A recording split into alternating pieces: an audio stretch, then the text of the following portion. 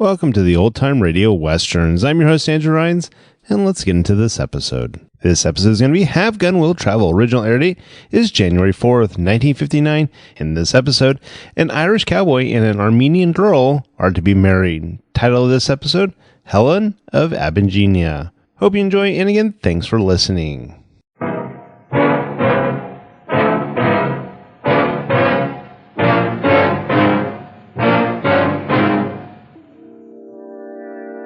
I've been employed to bring you back, and that's just what I'm going to do, Mr. O'Reilly. Like it or not.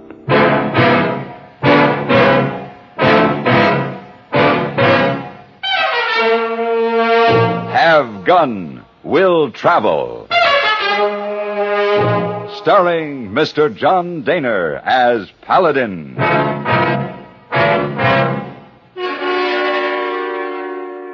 San Francisco, 1875. The Carlton Hotel, headquarters of the man called Paladin.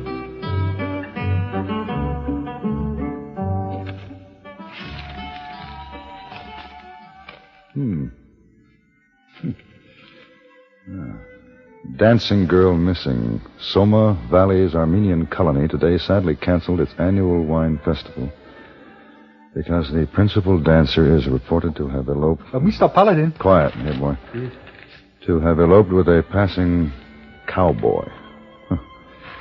The girl's father, Samuel Abajinian, has offered... Mr. Paladin, please... $1,000 for her return.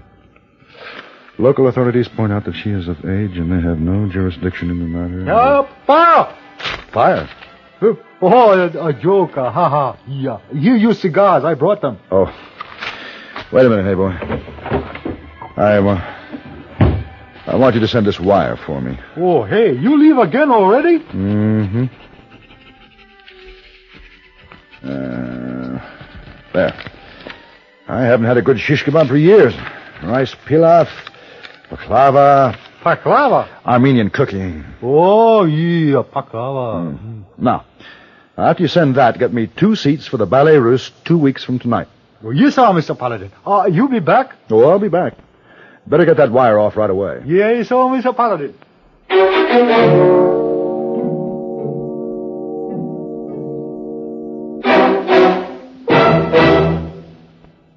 Even if you've had embarrassing dandruff for years, you can get rid of it now in 3 minutes.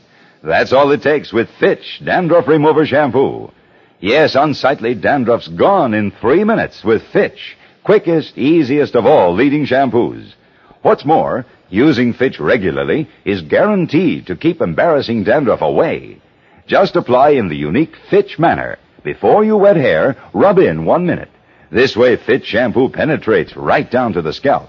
Next, add water. Lather 1 minute to wash every trace of dandruff out of your hair. Then rinse 1 minute. All that loosened dandruff goes down the drain. In 3 minutes, with Fitch, 1 rubbing, 1 lathering, 1 rinsing, dandruff's gone. At the same time, gentle Fitch can leave your hair up to 35% brighter. To get rid of dandruff problems forever, brighten hair too, use Fitch regularly. Get Fitch Dandruff Remover Shampoo today, only 59 cents.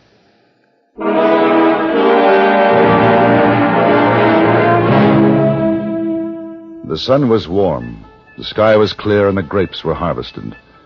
And all that was left was to press them in the vats and wait for them to become wine. An ancient vocation of an ancient, happy people. And their leader was a great giant of a man named Abajinian. Stop that frightful music. It sours the grapes before they are crushed. Husband, must we mourn forever? We have other daughters. Coming to your ear, woman, is a blow for my fist. Do I produce daughters for every passing stranger? Do I beget children to populate foreign villages? Prepare me an answer. Look, there's another one. Huh? You, out. Good afternoon, Mr. Abajinian. Out, I say, out. Do we disregard hospitality? Out. My name is Paladin. The name is of no importance. You're like the other one. The stranger carrying a weapon. You are... Paladin? That's right. Oh. Woman, where is our hospitality? I have his certificate. We have exchanged words on the telegraph. Move!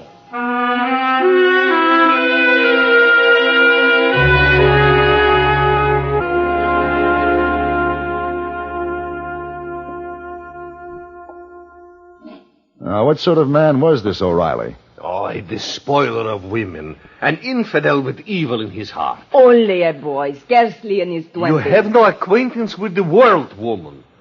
This girl of ours, Paladin, even though she's a dancer to warm men's hearts, she's a lamb, a mouse, an innocent mouse. She was seen to kiss him the night before. Next comes my fist to your ear. If our Helen was seen to kiss him, that was a matter of force. Paladin, have you ever seen a snake transfix a mouse with its eye? This O'Reilly, this is such a reptile. Dangerous. You can overtake them? I think so. Good. Both must come back. There must be a marriage. A marriage? Custom. They have been together 4 days and 4 nights. Oh, of course. Now, what about the fee, Mr. Abajinian? Oh, I am a poor man, Paladin. A few acres of worthless vines. But I am generous. Although it ruins me for this simple task, I will pay you $200. The price we discussed was $1,000. Too much. Well, since you say this O'Reilly is dangerous, now I must ask $2,000. Oh, have no faith in my description. Well, Paladin, I'm a poor farmer. On my knees each night I will send you my prayers for your entire life, my gratitude. No. $500, my last offer. You have 1,000 acres, vines, sheep, goats, but for friendship, 1,500. Paladin, have no faith in these stories of wealth. I have been living above my station. My prayers, the prayers of the entire colony, the thanks of a ruined man, and 800. And I'll have to sell my home and live in a tent to raise it. What can I do? Such generosity. 1,200. 900. And a diet of grape leaves the rest of my life. 1,000. Done. Good. All right, seal the bargain. Watch ye, my friend. Drink of fire. Most men drink 1 swallow, perhaps 2. But Abajinian, watch. Now.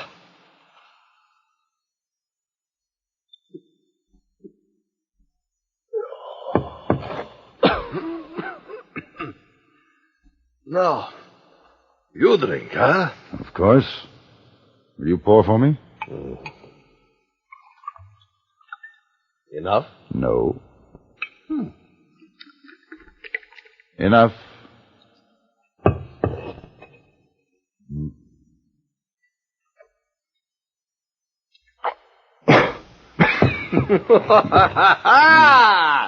Here is a man. Go, friend, bring back my daughter. Yes, of course. I followed their trail out of the Soma Valley and into the high rangelands. Along the way, I talked to a miner, a cowpuncher, a deputy sheriff. All of them remembered Helen Abajinian quite well. Hardly anyone could tell me anything about her traveling companion, except that he wore chaps and boots and carried a gun. It was noon of the second day when I first caught sight of them. They were resting in the shade of a grove of cottonwood. I dismounted and walked toward them. They were so busy with their problems, they didn't notice. Ma'am, I ain't gonna ride my horse to death for you or no other woman. You don't love me. You're doggone right I don't. I told you that every foot of the last 100 miles. Now, ma'am, look. People just ain't gonna believe you followed me. But I cannot go home now. You have me compromised. Now that's a lie. I ain't laid a hand on you. At my father's house, you kissed me. Well, I was just funning. There is something wrong with me? Yeah, well... I kiss badly? Well, that's not... I am ugly? No, I didn't say that. Now, you just ain't my type at all. That's what it is. I don't like to be chased. It makes a man nervous. I'm sorry. Yeah, well, here now. Let me get you up. Doggone it! You see, you kissed me again. No, you kissed me. Now, you ought to be ashamed. Ashamed? Is it so bad that I love you? Well, you let me dance for you and I'll change your mind. No, ma'am. Ma'am, if you so much as move an elbow, I'm going to... How do, mister? Miss Abajinian? Yes? My name is Paladin. Your father employed me to bring you back. Oh, man, am I glad to hear that. Both of you, Mr. O'Reilly. Well, what's your father want me for? For a wedding. To her? To her. Look, you don't want to take me back for that. Why, a man wants to feel comfortable with his woman. Now, her, well, man, just watching her walk makes me feel all edgy. Who wants to spend his life feeling like that? How old are you? Mister, you can talk till you're blue in the face. Guns or no guns, I still ain't going back with you, and I'm not going to marry her. Well, maybe it's just as well. A really good girl wouldn't have ridden trail alone with you. You take that back. She's as good as they come. You seem pretty certain. I am certain. It sounds like you just might be in love with her. You take that back, Joe. Jimmy! Oh, Jimmy. Don't worry about him, miss. He's all right. Anyway, he's going back with us. Oh, Jimmy! Jimmy, open your eyes. Did you hear that, Jimmy? You're going back with us. Yeah, okay. I'm going back. But just remember, you can lead a horse to water, but you can't make him drink. Oh, Jimmy! Doggone it anyway.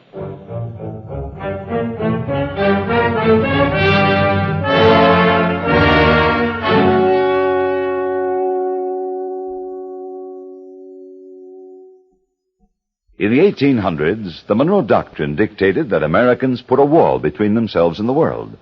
Today, however, times have changed. From city dweller to farmer, Americans know they are part of the world and close to it. And the more they can find out about it, the better.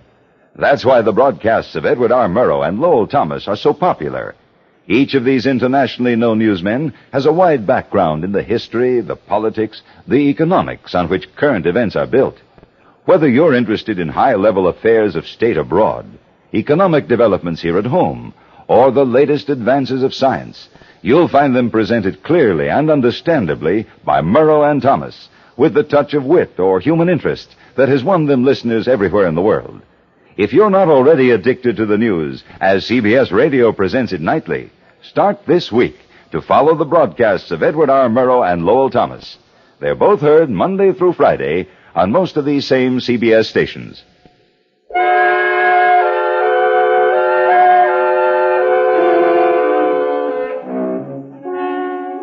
The trip back to the Soma Valley was uneventful. The happy bride chatted all the way, and the reluctant groom grew more surly and silent as the Abajinian vineyards came into sight. Once there, the father-in-law-to-be ordered immediate preparations for the wedding. Aside from 100 people scurrying to gather the best foods and wines and music, these orders also included the business of washing up for all. When a man has been 7 days and nights with a beautiful woman and says that he did not touch her, then you are listening to a liar or a fool. Oh, that's nice. Oh, so now I'm a fool, huh? That's all the thanks I get for being a gentleman. Now you. Get in the tub, off with the clothes, scrap. What? Well, I ain't going to take no bath, and I ain't taking off my clothes. Better do it, Jimmy. What? Well, okay. These people ain't got no right to pull off my clothes and dunk me in here. Even a barbarian pays for his own marriage. And I told you, I'm just marrying her to protect her reputation. That's all. That's all. You can lead a horse to water. Into the tub. Hey, oh, don't pour that water on me now. It's the first time I ever took a bath in the middle of the week. There is a woman at the beginning of all great things. Woman. Heaven's best gift. The most delightful of God's creatures. But can I have a towel? Are you clean? Yeah, cleaner than a new laid egg. Then here is a towel. Yeah. Now, it's getting time for the business of the wedding. Here. Gee, hey, don't pour that on me. Oil for fragrance. Rub this into your skin. It's very pleasant. Oh, I won't do no such thing. Oh, it smells sweet enough to catch flies. It's customary, O'Reilly. Well, ain't I got a right to have customs, too? Rub it in good. You know something, O'Reilly? You make quite a picture. You what? Oh, doggone it.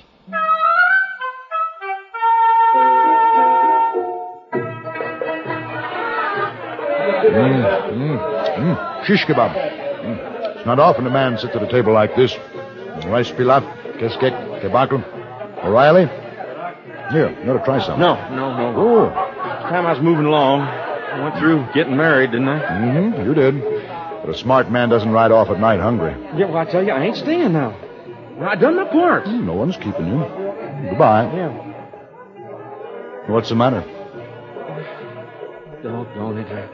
I can't run off without saying goodbye to the girl, can I? I mean, after all, I just married her. No, it's just a formality. It's like you said, you can lead a horse to water. Mm-hmm. Well, goodbye, O'Reilly. Now, how come all of a sudden you want me to leave, huh? Why's that? Well, you don't seem to care about the girl. Maybe it's just as well you don't wait and see her dance. Doggone it. She can just dance her fool head off. I'll be too busy eating. I'll just be too busy to notice. What is this foreign stuff here? I don't know. Mighty good, though. Here, try this. Yeah, thanks. Mm-hmm. Hey, you got some good cooks around here. Mm-hmm. You know something, O'Reilly? The bride always supervises the preparation of the wedding foods. She does? She does. It's customary. Is that fact? Mm-hmm. Well, now, you know, just because they don't do things like my people. You see, I got me 4 brothers. Well, that don't mean they ain't real down-to-earth folks now, does it? You sound like you're beginning to grow up. Yeah. Well, I'm as growed up as the next man. Just because that little Abajinian gal gets me. I mean, well, doggone it. Women don't chase men. I'm not too sure. What I mean is, a man don't want a wife that chases him. Well, as Helen... Man, if I live with her, Look, Mr. Paladin. Just watching her makes me nervous. Not so? Yes, sir. I mean, my stomach flops around, my knees shake. Doggone it, she makes me feel downright miserable. A man wants to feel kind of calm, comfortable with a woman, don't he? I think they're getting ready for her dance now. Yeah, well, I guess I ought to be moseying around. O'Reilly, you know, ancient Armenia was at the crossroads of the world. The origins of her dances are lost in antiquity, a flavor of ancient Greece, Persia, perhaps even Minoa. Such dances, O'Reilly, are a language, the most understandable, universal, compelling language of mankind. Well, maybe so, Paladin, but I'm just... And there's your bride. She's dancing for you. I'll be done. Well, she's kind of... What's that she's wearing? A veil from Persia. Leaving, Mr. O'Reilly? Oh, Mr. Paladin, that's my wife.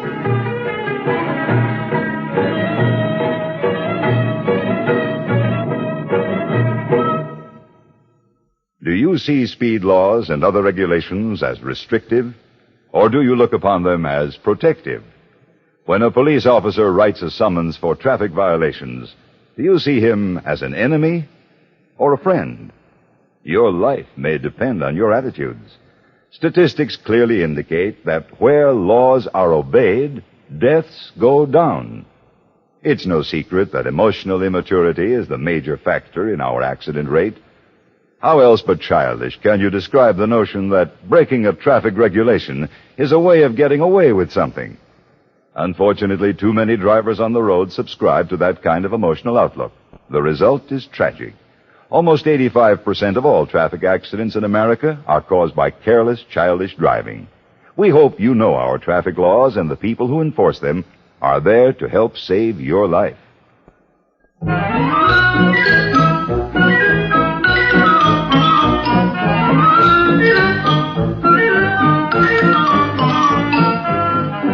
The happy bride and the no longer reluctant groom disappeared from the festivities. Custom. It was also custom for the festivities to continue. The singing, the dancing, the eating. I continued with them. But there came a time when it was time to settle the business at hand. You say what? Dowry. Dowry? All right. Listen to him. Listen to him, my people. Now, I am a liberal man if he wishes to live with my daughter. But you're mad if you think that Abajinian... No dowry, no son-in-law. Oh. Your own custom, Abajinian. I spit on custom. You think I would pay so much as a single goat to mix his blood with mine? You offer to let your daughter carry to marriage her bedding and clothing. Oh. Such generosity should be written on the side of Mount Ararat for all to see. All right, perhaps I could spare a goat for milk. A goat for milk. Oh, he can spare a goat for milk. Beside Abajinian, the poorest Arab in a mud hut is a caliph who dispenses gifts of amber and silver. No. Beside Abajinian, a serpent becomes an animal of great stature and dignity, and a toad becomes an animal of great beauty. Perhaps I can afford an acre of vines. I'm a poor man. An acre of vines. Now, did you hear that? An acre of vines. Come. Let us circulate the news of such generosity. A messenger to the old country. A runner to the next town. All right. 5 acres of vines and 2 of trees. Nope. 10 and 5. No. 10 and 5 with a house. No. 50 sheep. Oh, no. Yes, 10 goats. No. 6 carrying milk. All right, agreed, Paladin. Stop there. You ruin an old man. I hope that boy's running his blood. His parents had 5 sons. 5? Well, a busy day, Mr. Paladin, but perhaps not a bad one. 5, you say? He told me so himself. Then perhaps a grandson, huh? A glass of ochi for luck? I'd be delighted, Mr. Abajinian.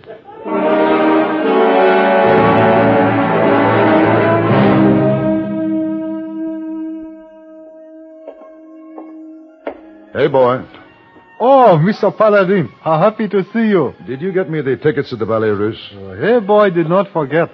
Here. Oh, that's fine, hey, boy. I'll just... Oh, I am so sorry. So clumsy of me. I knocked your tickets away. Perfectly all right. Oh, those are our ballet tickets. Oh, you're with the Ballet Russe? You will see me dance, then. You enjoy the ballet, Mr... Paladin, madame. As a matter of fact, I do. I saw your company in Paris last year. So? And I'm just returning from a visit where I saw the Armenian wine dance, beautifully performed. Oh, yes, I have heard of that dance. Mm-hmm. I should enjoy attempting it someday, but where is there such a teacher? Why do you look at me so? Doggone. What? In my imagination, I pictured you performing that dance, Madame... Petchevna. May I offer you a cognac? Delighted.